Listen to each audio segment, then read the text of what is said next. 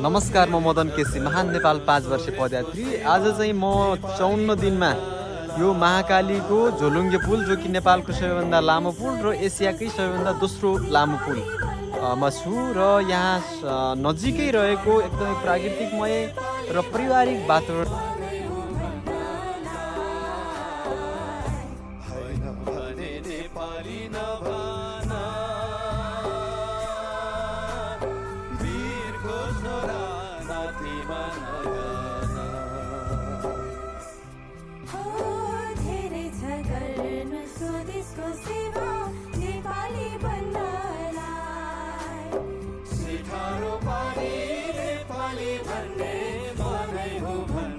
ल तपाईहरुले यहाँ देख्न सक्नुहुन्छ यो चाहिँ नि महाकाली पुल, जहाँ चाहिँ चाँदनी दोधारा चाहिँ पाल्लोपट्टि नगरपालिका रहेको छ। यो चाहिँ प्राय मान्छेहरूलाई थाहा छैन।